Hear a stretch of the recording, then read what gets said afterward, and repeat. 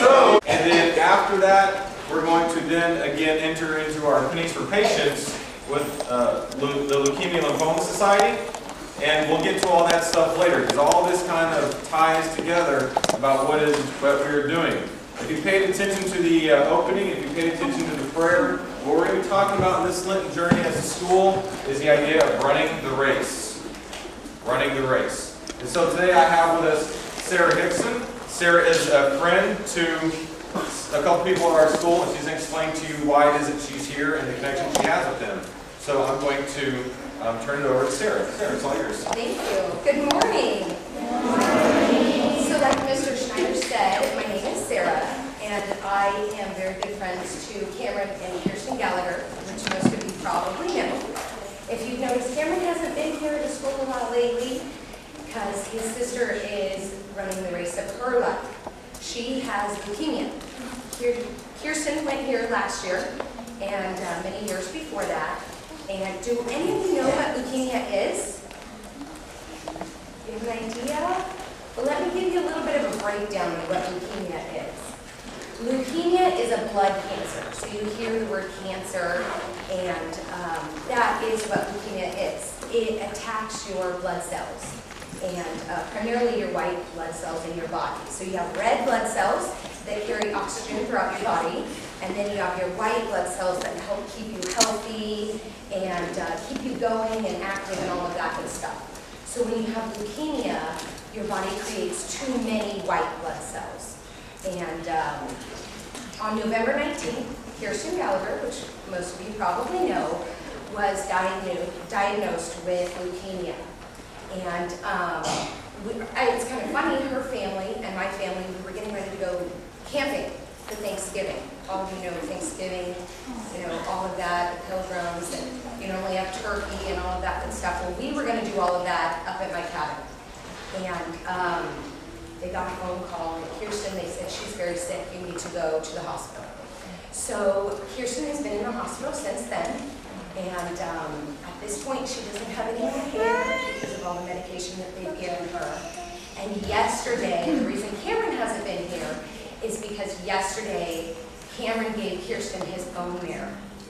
So Cameron's still at the hospital, but he's doing great. He's feeling good, and he's especially excited because he got to help his sister, and which she's in the fight of her life. So Cameron essentially got to save his sister's life by giving her his bone marrow. Kirsten's special because she has not one but 2 types of leukemia, and so it makes it pretty rare for her. And so what I am doing is I am running a marathon. Anybody here like to run? You know what? I love to run. Everybody like to run? It's such good exercise, right? Right? So, you know how long your school day is? You go to school for about 6 hours a day, right? Yeah. So what I am doing is I'm going to be running a marathon, which is 26.2 miles. That would take me about 7.5 to 8 hours. So imagine going to school and then 2 hours after school. That's about how long it's going to take me. So I enjoy running, but I don't know if I enjoy running that long. But at this point, it's not about me anymore. I am doing it for Kirsten. So every time I think I'm out there running, just on Saturday I ran 7 miles, and it took me about 75 minutes. That's almost an hour. And every time I think I want to give up and I want to stop running, I look down at a picture I keep of Kirsten on my shirt, and I think of her. And I'm also fundraising. You guys all know what that is. You guys have all done fundraisers before. So I'm fundraising for the Leukemia Lymphoma Society, and that's all in honor of Kirsten.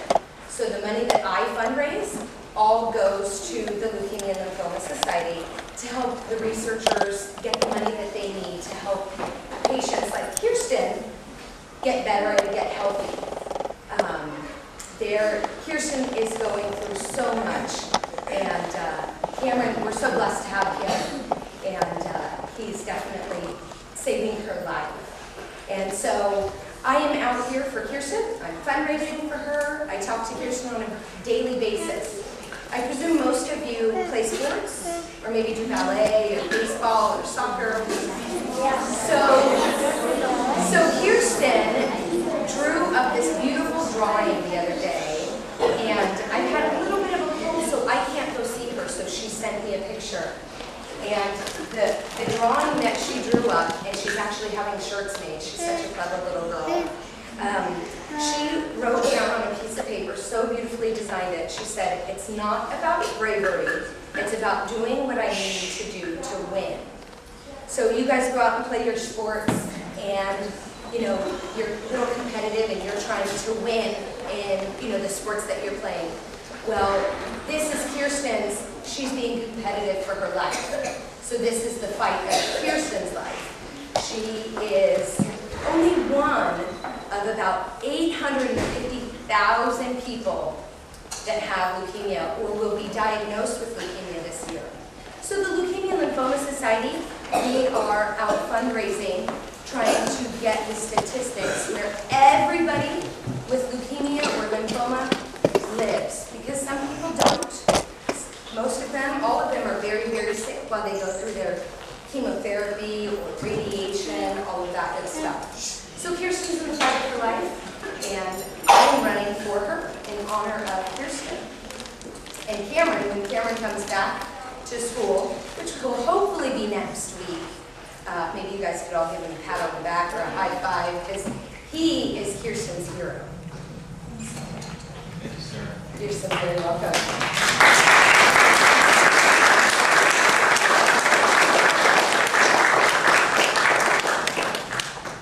I wanted Sarah to talk about this because you will be getting in your backpacks today information about how we can support Team in Training through fundraising.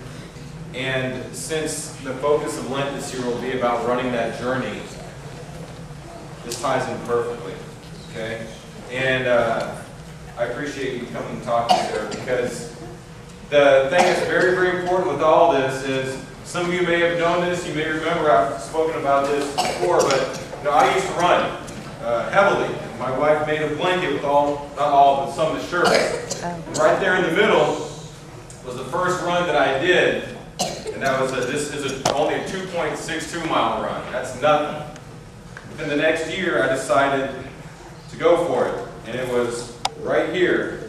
I ran the Gallagher National, which starts at Folsom Dam and goes all the way down to the state capitol. It took me a long time, a lot of training.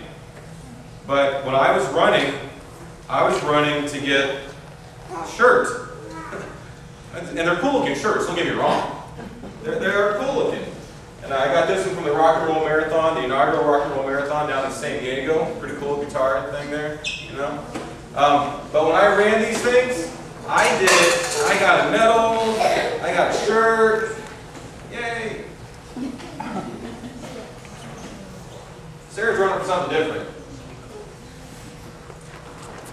I'd like for someone to read for us from 1 Corinthians.